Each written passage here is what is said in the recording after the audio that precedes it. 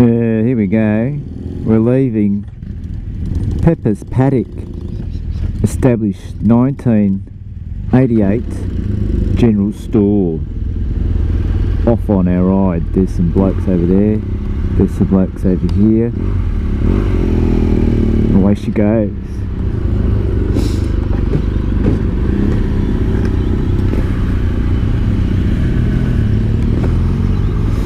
There's some cars over there, there's some bikes over here.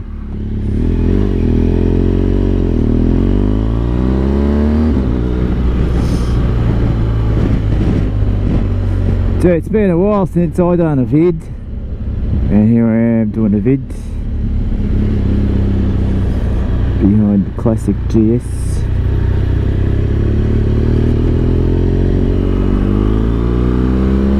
Heading on Heidelberg King Lake Road.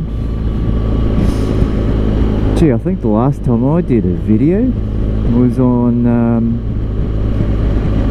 one of our club rides with Ewan as the leader,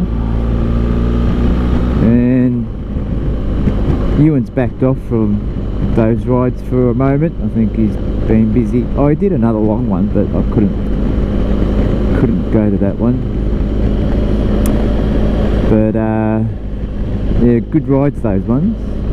They head out through the nice forest roads and landscapes. Really good stuff. Yeah, this is just a nice easy Monday morning ride through the hills. Probably talk about politics or something, I reckon. That's what we should do. I mean, gee, it's been a month since I've been on the road like this. I mean, I ride the bike every day, but going out for a ride like this, been a month. And gee, what's been happening? Gee, you guys been following the like US stuff? It's like, it's non-stop. Mr. Trump, he's doing like all sorts of stuff. He's negotiating deals with Korea and China, and he's improving the economy, getting jobs out. He's stopping mandatory vaccinations. Have you seen this? Look, finally we got someone that's standing up to big corporations. Now when I talk about corporations, I mean people that run us, pretty much the pharmaceutical industry. They suck so much money from our government for synthetic solutions, when if we spent just a fraction on that, on natural solutions to health, we'd all be so healthy it wouldn't be funny. But yeah, it's good. Trump's got his right direction, I think. Well, for choice, you know, because if you're a farmer boy, go for it. Go inject yourself and pop your pills and that if you're a farmer boy. But none of that farmer stuff should be mandatory, you know what I mean? Shouldn't be mandatory. And if you're worried about catching something, get a shot and then you won't catch it. And you can't point the finger at people who haven't got shots, because, well, you got the vax. You got the vax, so you're right. So don't worry about people who haven't got the vax. They'll be fine. They won't get injected with it. Yeah, if you look, and yeah, you gotta be careful what you hear in the media, you know, with all the shit that I've heard from this media, that media, and this media, that media. Doesn't matter what media you listen to. I think you gotta look at who's controlling it, who's behind the media you're listening to. What are their agendas? It's like our politicians. Look at what they own. where their money's invested. That'll give you a good indication of what their agenda is. And I reckon the problem with our politicians is they've got their money invested in too many things that become a conflict of interest for proper government running. They're essentially sneaky buggers, really. Top level crooks, I reckon. They've got their money invested in industry and places where, by them being in government, making certain decisions will bring profit to those industries. That's just not good. That's a big conflict. You know, like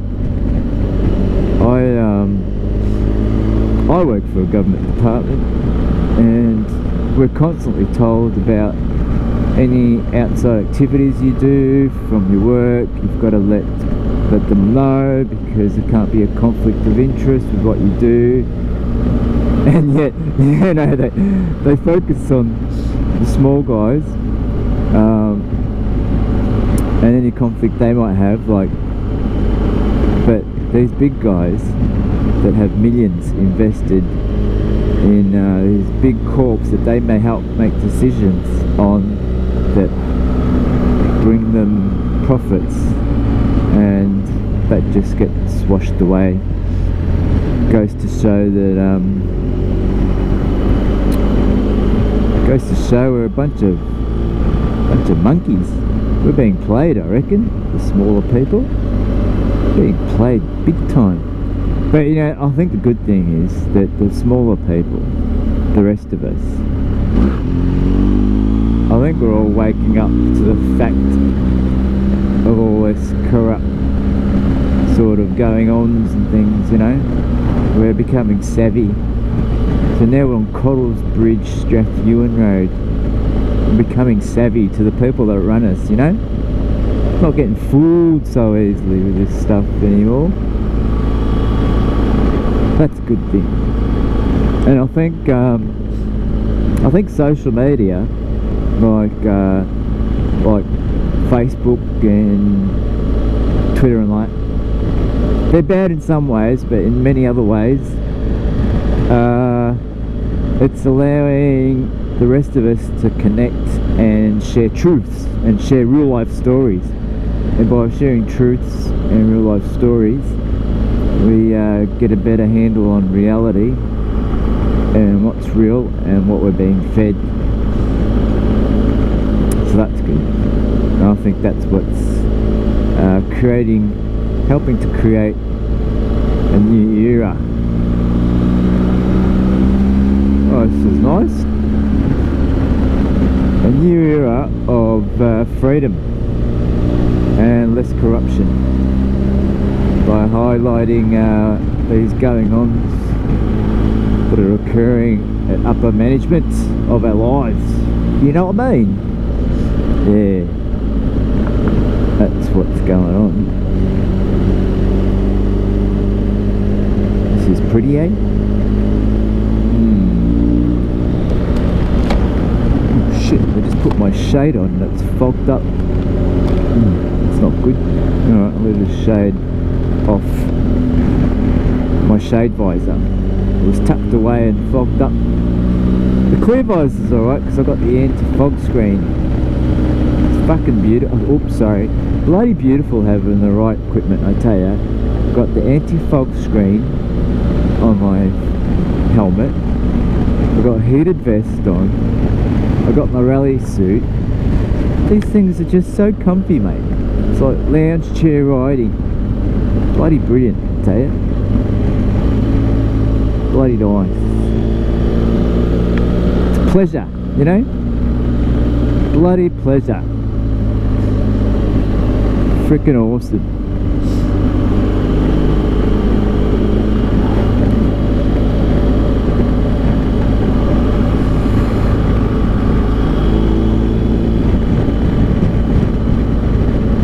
All that scenery, eh? So, what else has been happening in people's lives, eh? We should make this an open ride discussion, you know? I reckon what you do, right, is leave me some comments or ideas for things to talk about, and I'll give it a yarn. You know what I mean? Give it a whirl. Let's see who's coming. I'm on the corner now, marking the riders. I'm on the corner of Cottles Bridge, Strathewen Road, and here they come. Oh, got a pillion.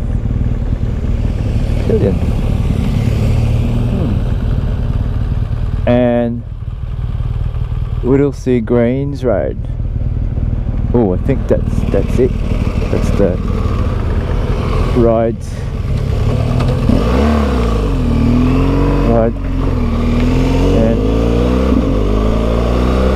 the tail end, that's what I was looking for. Tail end. That's the tail end. On the road again. I can't wait to get on the road again and have a yarn about life again. Oh, life. Alright, yeah. Oh, here's another topic. How about kids, eh? Kids. Kids. Trying to manage a couple of kids. Yeah. Kids need, these days, they need a lot of, I don't know. No, let's not talk about kids. That's a very subjective thing. That, you know, you raise your kids how you think best. But one thing for sure, they need a lot of help and love. Kids, for sure. I think that's the main thing. A lot of help and love. And it's a big world for kids. You know, it can be frightening. Can be frightening for adults, the world, but especially for kids, these small beings thinking, "Oh God, what's happening in the world?" Can be a bit frightening, I reckon. So a lot of help and guidance. But aside from that, what I think is guilt. Kids often do stuff and they don't realise it's wrong, or they do it and realise it's wrong. But I think guilt, it's so easy to put guilt on a kid. Like if a kid does something, you point the finger, go, "Ha, I told you, don't do that." Straight away that's guilt on the kid. And I reckon you can help a kid develop a lot more confidence by avoiding the guilt factor, because guilt doesn't help anyone, it just sort of crushes you, the guilt factor. But I reckon it'd be better to, kid does something wrong, you say, "Well, what happened? Tell me about it. What did you do? What happened?" And they go, "Oh, well, I did this. Oh, I see. Alright." And then help them out. "Right, so you did that? Okay, fair enough. What do you think about that?" And they go, "Oh, well, I broke this and maybe you should have done like that." "Oh, right. Oh, yeah, good idea." Sort of let them work it out, you know. Takes a bit of skill as a parent, I reckon, to do that. So, oh yeah. So what do you reckon you'll do next time? "Well, maybe next time I'll do it like this." "Oh, that's a brilliant idea. Well done." Like, let them do the thinking. Do you know what I mean? And lay off on the guilt, because it doesn't help. You know? That's what I reckon. Anyway, there's a few thoughts for today. So let me know what you want to chat about, and we'll have a bit of a yarn, eh? Later.